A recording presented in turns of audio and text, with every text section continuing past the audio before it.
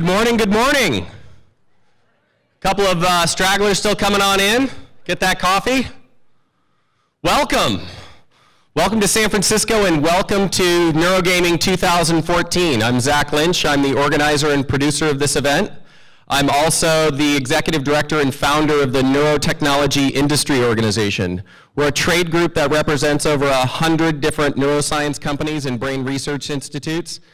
And our mission at the association is to accelerate the development of neurotechnologies, and that includes the development and dissemination of neurogaming software and hardware.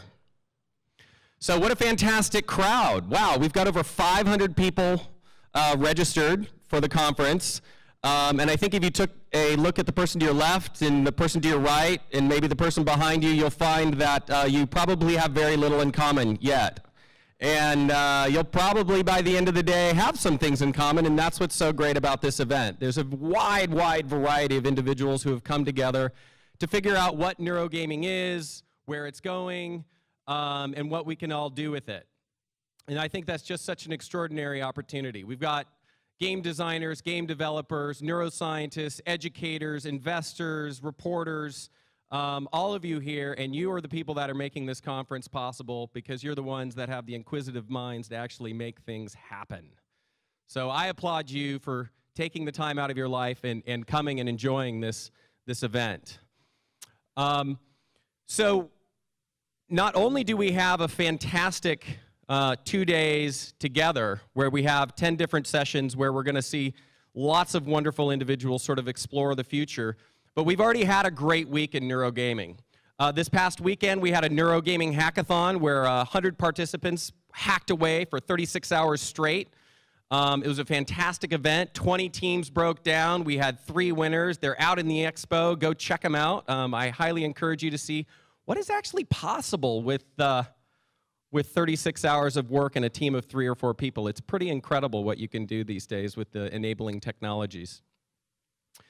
So I guess we should get down to it, right? What is neurogaming? Well, neurogaming is where your mind and body meet gameplay. It's about integrating your full nervous system, all your senses, into the gaming experience. It's about using all of the new input and output technologies that are available to us. So from an input perspective, obviously neurosensing is important here. Gesture control, motion control, eye tracking, facial recognition. All of these are critical inputs into the design as well as the development process and the playing process about how people drive games.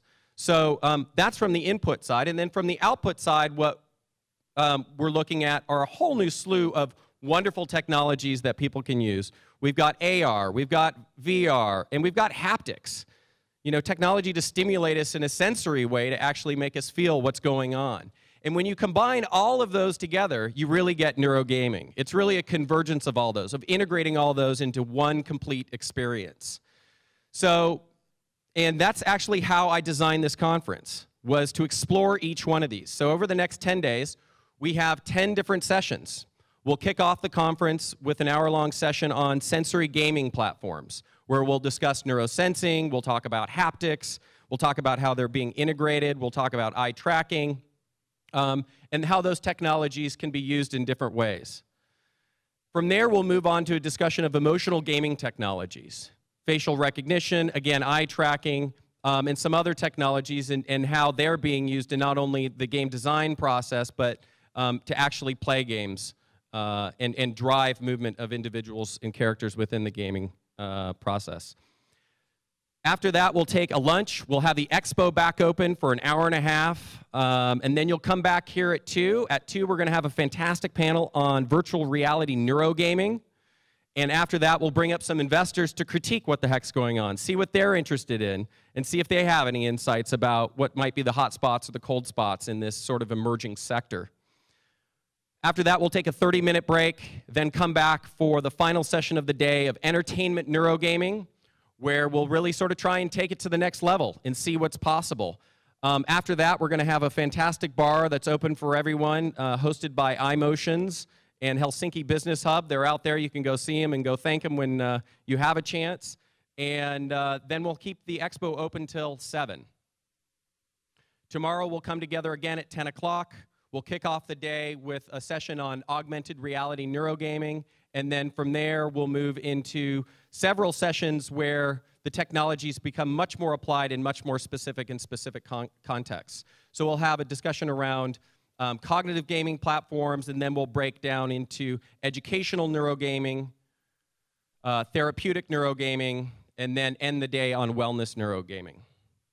So that's the sort of conference in a nutshell over the next 2 days. I'm excited you're all here to share it with me.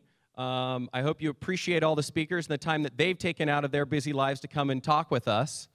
And now before we jump into the first session, I would like to share with you an individual who I find to be both insightful and inspiring. Someone who's been in the gaming business now for 30 years, if you count, the first few years in the early 80s when he was building games on his Atari 800. Ed Fries is the co-creator of the Xbox. He was at Microsoft for 20 years. He helped start Microsoft Game Studios. He launched over 100 different games when he was there, many of those massive titles that we could all hope to be a part of. And then he retired. He was retired from Microsoft. He was there for a long time. But that didn't take him away from his passion. And his passion is games, and his passion is the future. And so over the past decade, he's really become a wonderful gentleman in the gaming ecosystem and has become an advisor to many, many young startups. And he sees things before they're coming. He guesses right a lot of the time, sometimes wrong. But he's someone who really has his pulse on things. And he's become, in my opinion, one of the leading gaming futurists. So I brought him here today to share with you, a couple of things to clear out the cobwebs out of your own mind, to sort of clear, some preconceptions that you might have about what's possible right now and what could be possible in the future. And I think he's really going to help sort of spark some good ideas. So on that, I'd like to welcome Ed to the stage. Ed.